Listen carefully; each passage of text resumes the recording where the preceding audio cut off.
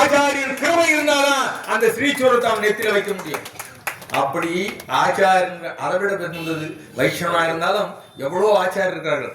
அதுல இப்படி ஒரு ஆச்சாரியன் நமக்கு ஆச்சாரியன் அடைந்திருப்பது என்பது உண்மையிலே மிக மிக மிக பெரிய பாக்கியம். மனுஷனா பிறந்ததே பாக்கியம், வைஷ்ணவத்துல பிறந்தது அதை விட பாக்கியம். வைஷ்ணவா இருந்தால் அனுஷ்டானங்கள் ஆச்சாரங்கள் செய்வது அதை விட பெரிய பாக்கியம்.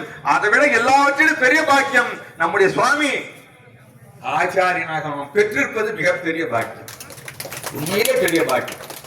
அதாவது அடிக்கடி நாங்க சொல்றோம், இது வந்தாலே இந்த ஒப்படைப்பு நாங்க பாக்குறது கிடையாது. எங்களுக்கு தேவையே இல்லை.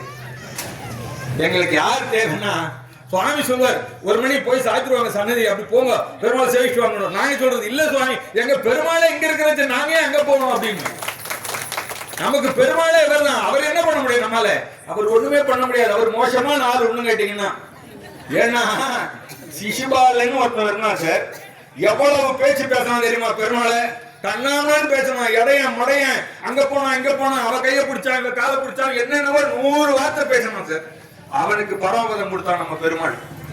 ஆனா அதே ராமனை ஈந்தெடுத்த தசரத சக்கரவர்த்திக்கு பரமபதம் கொடுக்கல. பரமபதம் கொடுக்கல. அவனை கேட்க முடியாது. ஏண்டா உன்னை திட்டினானே அவனுக்கு நீ பரமபதம் கொடுக்குற, உன்னையே பெற்றெடுத்தானே உங்க அப்பா, அவனுக்கு பரமபதம். அவனை யாரும் கேட்க முடியாது. ஏன்னா சுதந்திரன் அவன் சொல்லுவான், சுதந்திரன், என்னை யாரும் கேள்வி கேட்க முடியாது. இருக்கிற பூனை மாதிரி அவன் இப்படி குச்சாலும் குப்பான், அந்த பக்கம் குச்சாலும் குதிப்பான். ஜடாயிக்கு வைகுண்டம் கொடுத்தான், சபரிக்கு வைகுண்டம் கொடுத்தான், பறவைக்கு கொடுக்கறான், ஒரு வயசான பாட்டிக்கு கொடுக்கறான், தன்னை ஈண்டெடுத்த தசரத சக்கரவர்த்திக்கு கொடுக்கறது. அப்போ அவனை யாரும் கொஸ்டின் பண்ண முடியாது. ஆனா அப்படி இல்லை நம்ம ஆச்சாரியன்.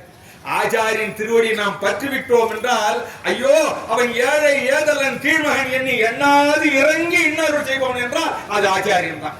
அவன் யாரா இருக்கட்டும், எந்த வர்ணமா இருக்கட்டும், எப்படியா இருக்கட்டும், அவன் வடகலியா தெங்கலியா எதையும் வாங்க மாட்டார் நம்ம சுவாமி. யாரா இருந்தாலும் வாங்க, நான் தயாரா இருக்கிறேன் உங்களுக்கு அனுகிரகம் பண்ண. அப்படி நமக்காக எம்பெருமானிடத்துல சிபாரிசு பண்ணுபவர், எம்பெருமானிடத்துல பிரார்த்தியை காட்டிலும் ஒரு அடி முன்னாலே சென்று சிபாரிசு செய்கின்றவராக நம்முடைய ஆச்சாரியர்கள் தான் திகழ்கின்றார்கள்.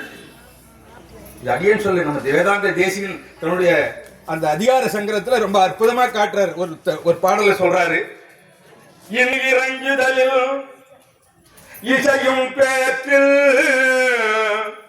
இகழாத பல்வுறவில் ராகம் மாற்றில் தன்பற்றில் வினை விளக்கில் தகவோகத்தில் உணர்த்துதலில் தன்மையாக்கில் அன்பர்க்கே அவதரிக்கும் ஆயன் நிற்க. ஆயன் நிற்க, அன்பர்க்கே அவதரிக்கும் ஆயன் நிற்க. அவன் எவ்வளவு பெரிய பெருமாளா இருந்தாலும், எவ்வளவு அனுகிரகம் பண்ணக்கூடியவனாக இருந்தாலும், அவன் நிற்க, ஆயன் நிற்க அருமறைகள் தமிழ் செய்தான் தானே கொண்டு தொன்பொற்ற மதுரகுவி தோன்றி காட்டும் தொல்வழியே நல்வழி.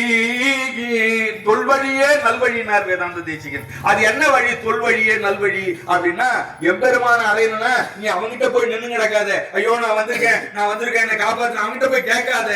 அதுக்கு முன்னாடியே நமக்கு ஒரு வழி காமிச்சிட்டு போயிருக்கார். யாரு? அந்த மதுரகவி என்ற ஒரு ஆழ்வார். அவர் சொன்னாரு, தேவ மத்தறியேன் குருகூர் நம்பி பாவி நின்னிசை பாடி திரிவனேன்னாரு. எனக்கு வேற யாரும் கிடையாது, எந்த பெருமாளும் தேவையில்லை. எனக்கு இந்த 108 திவ்யதேச பெருமாளும் தேவை. இந்த 108 திவ்யதேச பெருமாளும் என் ஆச்சாரியன் திருவடிங்க வந்து என்ன பாடுன்னு சொல்லிட்டு இருக்கான்.